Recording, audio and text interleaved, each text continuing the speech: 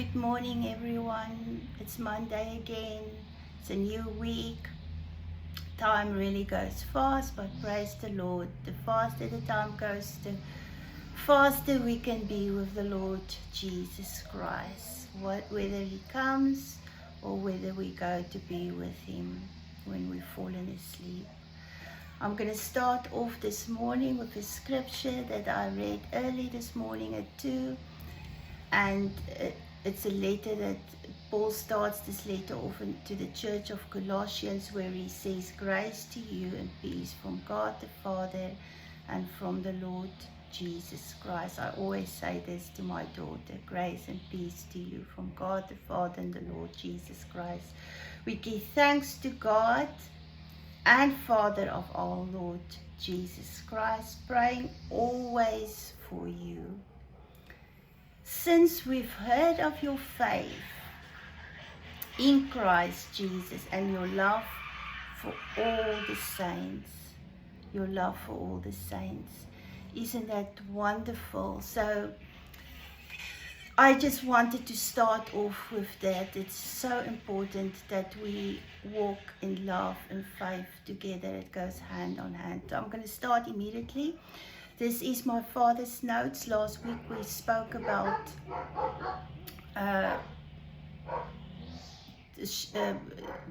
the enemy and knowing your enemy. Here he starts, in pursuit to recover, bring you to the truth. And last week also I mentioned that how important it is that we stay rooted and grounded in the truth, in the Word of God. That is very important. You know, the world is looking at us. We are representatives of Christ. We are ambassadors of Christ Jesus. We are children of the light. And if you read on in the book of Colossians, he says, we have been transferred from a kingdom of darkness into the kingdom of his Son, saints of light. We cannot continue to walk in the works of darkness as children of light. We need the fear of the Lord. God is going to hold us accountable how we represent Christ Jesus here amongst the unbelievers. They are looking at us. And if we do the same wicked, dark works as they, who are they going to come to? Because we need to be like a light, for the moths are drawn to a light.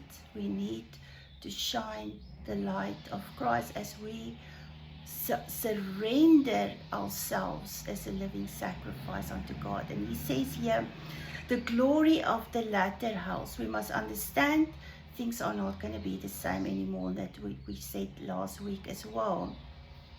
He told me we have to destroy the enemy. Now, how do we destroy the enemy? That lion that walks around looking who he can devour. With demonstration of revealed wisdom, revelation, knowledge of Jesus Christ, revealed wisdom. We must be able to see the ministry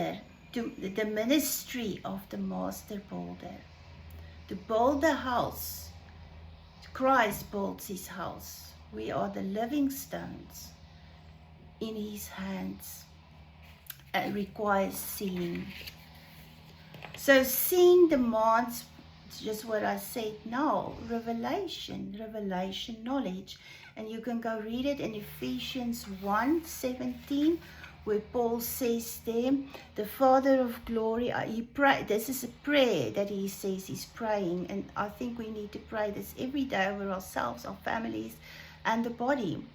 The Father of glory may give unto you a spirit of wisdom, revelation, and the knowledge of him, the eyes of your understanding be enlightened, that you may know what is the hope of his calling, and what are the riches of his glory, of his inheritance in the saints. Other translation says being flooded, that your hearts may be flooded with light. We need to see. Preaching without revelation is dead. You cannot preach without revelation. And I'm going to end here because my storage is full.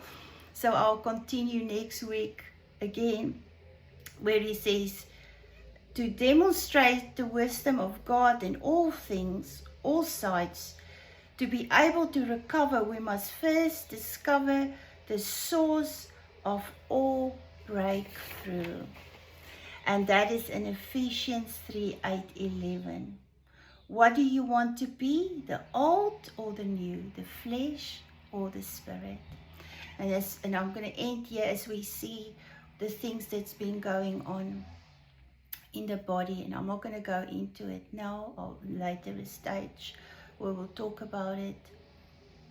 No, we need to be children of the Spirit, surrendering our members as a living sacrifice unto Christ.